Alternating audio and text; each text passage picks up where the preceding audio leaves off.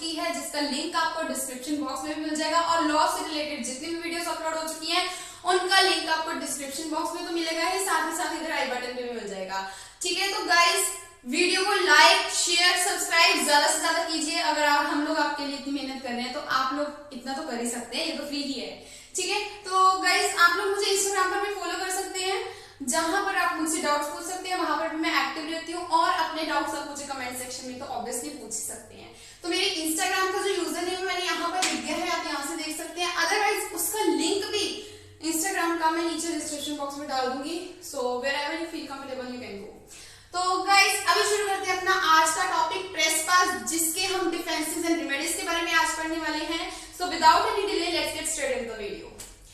तो सबसे पहला हमारा इसमें आता है डिफेंसेस, यानी कि अगर आपके ऊपर किसी ने ट्रेसपास का केस कर दिया है तो उस टाइम पर आप ऐसे कौन से पॉइंट्स रख सकते हैं जिनके लिए आपको मतलब आप इस केस से बच सकते हैं। ठीक है, तो सबसे पहला पॉइंट तो है एक्ट ऑफ नेसेसिटी, यानी कि आप कोर्ट के आगे कह सकते हैं कि ये एक नेसेसिटी थी और and you know necessity knows no knows, मतलब कि जब भी जरूरत है तो कोई भी मनाही किसी चीज की है तो जरूरत उस चीज को नहीं देखती है। फॉर एग्जाम्पल आप लोगों के पड़ोस में जो घर है उनके घर में आग लग गई, आप उन्हें बचाने के लिए गए हैं और उसके बाद वो आपके ऊपर ट्रेसपास का केस कर रहा है कि आप उसकी परमिशन के बिना ही उसके घर में घुसा है, तो आप यहाँ पर कोर्ट के आगे ये कह सकते हैं कि ये तो एक जरूरत थी। ठीक, तो उस टाइम पर आप ट्रेसपास के केस से बच सकते हैं। दूसरा पॉइंट ये है आप अपने सेल्फ डिफेंस के लिए उस जगह पर ट्रेसपास आपने किया। फॉर एग्जाम्पल भगवान ना करे लेकिन अगर कभी किसी के पीछे से गुंडे बदमाश या कुछ ऐसा चोर चकार या कुछ भी ऐसी अनहोनी हो सकती है, कोई पीछे पड़ गए हैं, तो फिर वो पर्सन भागता भागता आपके घर में आके छुप जाए तो वो ये चीज का डिफेंस ले सकता है कि मैं तो अपने ही बचाव के लिए इनके घर में छिपा था। ठीक, तो वहां पर भी वो ट्रेसपास के केस से बच सकता है। थर्ड पॉइंट ये है कि आपके पास परमिशन है, आपके पास लाइसेंस है, तो फिर वो पर्सन आपके ऊपर ट्रेसपास का केस नहीं कर सकता है। फॉर एग्जाम्पल आपके पास मूवी देखने के टिकट है, जिस टाइम में अगर आपकी 10 बजे से लेकर 1 बजे तक मूवी चलेगी तो आपके पास उतने टाइम के लिए टिकट है, तो आप उस टाइम के लिए मूवी हॉल में जा सकते हो, सिनेमा हॉल में जा सकते हो, तो आपको आपके ऊपर ट्रेसपास का केस नहीं हो सकता। आपके पास लाइसेंस है, आपके पास परमिशन है, आपके पास अपनी टिकट है। ठीक, next is abatement of nuisance. अगर न्यूसेंस हो रही हो और आप न्यूसेंस के रिमूवल के लिए गए हैं तो ट्रेसपास के केस से आप बच सकते हैं। फॉर एग्जाम्पल पड़ोस के घर में बेसिक से एग्जाम्पल से बात करें तो पड़ोस के घर में एक पेड़ लगा है जिसकी ब्रांचेस मेरे घर के अंदर तक आ रही हैं, जिसके कारण न्यूसेंस हो रही है, मुझे डिस्टर्बेंस हो रही है। तो मैंने क्या किया, मैं उनके घर में गई, उस पेड़ को कट करने के लिए, वो वाली ब्रांचेस कट करने के लिए जो मेरे घर की तरफ से आ रही हैं। ठीक है, तो मुझे मतलब मैं अपने घर की तरफ से उसे नहीं कट कर पा रही थी, तो उनके घर की तरफ एंटर करना पड़ा मुझे। तो यहाँ पर वो मेरे ऊपर ट्रेसपास का केस नहीं कर सकते हैं, करेंगे भी तो मुझे इस चीज का डिफेंस मिल सकता है और मैं इस केस से भी बच सकती हूँ। ठीक, नेक्स्ट इज प्रिस्क्रिप्शन। अब ये तो ऑब्वियसली बात है, देखिए अगर मैंने अपने घर में अपनी छत के ऊपर किराए के लिए किसी को जगह दी है तो ऑब्वियसली बात है कि वो अपने व्हीकल, स्कूटर या कार व्हाटएवर ही और शी मे बी हैविंग, वो अपने मेरे घर के बाहर तो पार्क करेगा, पार्किंग एरिया में या कंपाउंड में कहीं पर पार्क तो करेगा ही, तो उसके लिए भी मैं ट्रेसपास का केस उसके ऊपर नहीं कर सकती हूँ। करूंगी तो वो बचाव इस चीज का ले सकता है और उसके ऊपर ट्रेसपास का केस नहीं हो सकता है। ठीक, नेक्स्ट इज रीटेकिंग ऑफ गुड्स और चैटल्स। अगर मैंने किसी को अपने गुड्स अपनी या फिर चैटल्स किसी को दे रखी है पहले से और उन्हें वापस लेने के लिए मैं उसके घर में गई तो भी ट्रेसपास के केस से मैं बच सकती हूँ इस चीज का डिफेंस लेकर कि मैं तो अपनी गुड्स और चैटल्स को लेने गई थी। ठीक, next is authority of law. जब लॉ मुझे ऑथोराइज कर रहा है तो मैं उसके घर में जा सकती हूँ, मेरे ऊपर ट्रेसपास का केस नहीं हो सकता है। लाइक पुलिस के पास एक प्रॉपर वारंट होता है तो पुलिस किसी के घर में एंटर करके इन्वेस्टिगेशन कर सकती है। ठीक, तो उसके पास अथॉरिटी होती है, दैट मीन्स लॉ की अथॉरिटी होना भी जरूरी है। ये तो चलो रेलेवेंट पॉइंट है, लॉ की अथॉरिटी भी एक डिफेंस हो सकता है। तो हाँ, इसलिए हम पुलिस के ऊपर केस नहीं कर सकते हैं ऑब्वियसली। इसीलिए तो सबसे पहले लोग, जब आप लोगों ने टीवी में देखा होगा तो वो लोग क्या कहते हैं कि पुलिस को बोलते हैं आप लोग ऐसे इन्वेस्टिगेशन कैसे कर सकते हैं, तो पुलिस पहले अपना वारंट दिखाती है, तो उसके बाद वो इन्वेस्टिगेशन कर सकती है। वारंट दिखाने का मतलब होता है कि पुलिस के पास लॉ की अथॉरिटी है कि वो उनके घर में इन्वेस्टिगेट कर सकती है, इसलिए वो लोग पुलिस के ऊपर ट्रेसपास का केस नहीं कर सकते हैं, ठीक। And the last is re entry on land, यानी कि अगर कोई रियल ओनर को डिस्पोजेस कर दे, उसे उसकी जगह से गलत तरीके से निकाल दे और खुद उसकी पोजेशन ले ले, उस चीज को खुद अपने पास रख ले, अपनी उस लैंड को, प्रॉपर्टी को, व्हाटएवर, तो क्या होगा कि वो जो रियल ओनर है वो अपनी ही जगह पर दोबारा से री एंटर हो सकता है और उसके ऊपर ट्रेसपास का केस नहीं होगा। होगा भी तो उस चीज से वो बच सकता है कहकर कि मैंने तो अपनी ही लैंड पर री एंट्री करी है, ताकि जिन्होंने मुझे डिस्पोजेस किया है मैं उन्हें बाहर निकाल सकूं, मैंने तो अपना ही हक यहाँ पर हासिल किया है, तो मेरे ऊपर ट्रेसपास का केस नहीं हो सकता है, ठीक। तो ये हो गए कुछ डिफेंसेस जो हम ट्रेसपास के केस से बचने के लिए इस्तेमाल कर सकते हैं, ठीक।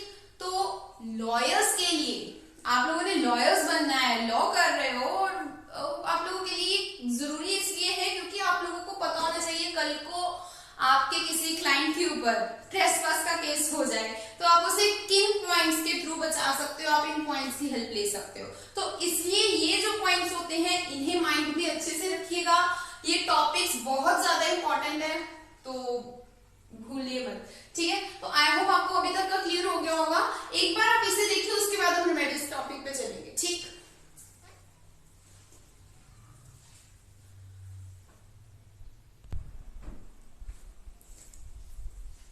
ओके, तो dear let's move to the remedies, यानी कि अगर ट्रेसपास का केस आप लोग करते हैं तो आप लोग क्या क्या आप लोगों को मतलब रिलीफ मिल सकते हैं, या फिर कोई भी आपकी जगह पर ट्रेसपास करता है तो आपको कौन से रिलीफ मिल सकते हैं, ठीक। तो उन्हें हम बोलते हैं रेमेडीज। तो देखते हैं रेमेडीज कितनी तरह की होती हैं, कौन कौन सी रेमेडीज आपको मिल सकती है अगर ट्रेसपास का केस होता है तो, ठीक। तो दो तरह की हमारे पास रेमेडीज होती हैं, extra judicial remedies and judicial remedies. So first of all let me make you clear that extra judicial remedies और जुडिशियल रेमेडीज में क्या फर्क है। एक्स्ट्रा जुडिशियल रेमेडीज जो होती है वो ऐसी रेमेडीज होती है जहां पर आप लॉ की हेल्प के बिना ही आप इन्हें अप्लाई कर सकते हैं, खुद को रिलीफ दे सकते हैं ट्रेसपास के केस में, ठीक। और जुडिशियल रेमेडीज ऐसी होती है जब आप सूट फाइल करते हैं तो आपको कोर्ट की तरफ से क्या रेमेडीज, क्या रिलीफ मिलते हैं उस हिसाब से।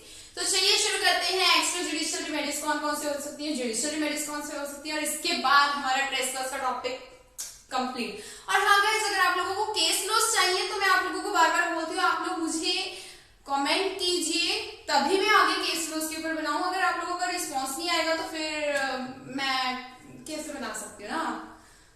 तो चलिए शुरू करते हैं एक्स्ट्रा जुडिशियल रेमेडीज के बारे में।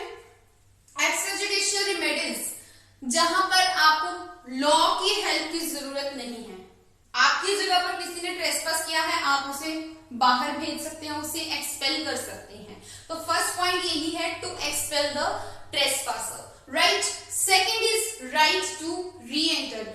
आपकी जगह से, आपकी अपनी जगह से, जिस जगह की आप उस जगह के रियल ओनर हैं, आपको कोई डिस्पोजेस करता है तो आपके पास राइट है अपनी जगह पर री एंटर होने का, और जिस पर्सन ने आपको डिस्पोजेस किया है उसे एक्सपेल आउट करने का, ठीक। द थर्ड इज, अगर आपके पड़ोस की या किसी भी आसपास की जगह से चैटल्स यानी कि या फिर उनके एनिमल्स वगैरह जैसे पेट डॉग या व्हाटएवर आपके घर में आ जाते हैं, दैट इज आल्सो ट्रेसपास। तो हम इस चीज के बारे में पढ़ चुके हैं, अगर आपको नहीं पता तो आप उसका लिंक मिल जाएगा, आपको पता है डिस्क्रिप्शन में आई बटन पे, वहां पर जाकर देख लीजिएगा, लास्ट लेक्चर उसी के ऊपर था, ठीक। तो अगर इस तरीके से वो ट्रेसपास करते हैं, उनके एनिमल्स, पेट डॉग व्हाटएवर, तो उस टाइम पर आप क्या कर सकते हैं, खुद ही लॉ के हेल्प के बिना ही उन चैटल्स को अपने पास डिटेन करके रख सकते हैं until और unless you don't get the compensation। जब तक आपको कंपनसेशन नहीं मिलती है तब तक आप उन्हें रख सकते हैं, लेकिन कंपनसेशन भी जायज होनी चाहिए। ये नहीं कि बेचारे का 1 लाख 2 लाख 4 लाख का रख दिया तो व्हाटएवर जितनी भी होगी, ठीक है। तो बेटर यही होता है कि हम लोग इस चीज की बजाय जुडिशियल कोर्ट वगैरह में जाएं, ठीक है। ऊपर वाले तो तक तो ठीक है, लेकिन आप लोग इसमें थोड़ा सा लगता है कि कंपनसेशन कितनी को लेनी है। सो बेटर है कि कोर्ट में जाएं मेरे हिसाब से। तो कोर्ट में जाएं तो कोर्ट में आपको कैसी रिमेडीज मिल सकती है, उन रिमेडीज को बोलते हैं जुडिशियल रिमेडीज। और कोर्ट आपको कैसी रिमेडीज दे सकता है, पहली तो इंजंक्शन, जिसने ट्रेसपास किया है उससे कोर्ट ऑर्डर देगी कि आप ऐसे ट्रेसपास नहीं कर सकते, उसे वो काम करने से मनाही करेगी। और किसी चीज की मनाही का ऑर्डर जब कोर्ट की तरफ से आता है तो उसे हम बोलते हैं इंजंक्शन।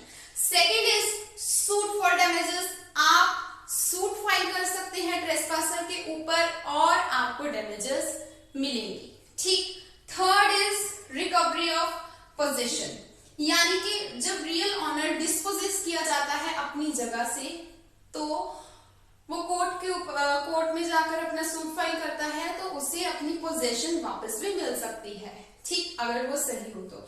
आई होप गाइज आपको आज का लेक्चर क्लियर हो गया होगा। Thank you so much for watching guys. Like share subscribe तो कर देना, ठीक है। और हाँ, बस मिलते हैं अपने नेक्स्ट लेक्चर में, तब तक के लिए बाय बाय एंड या once again thanks for watching.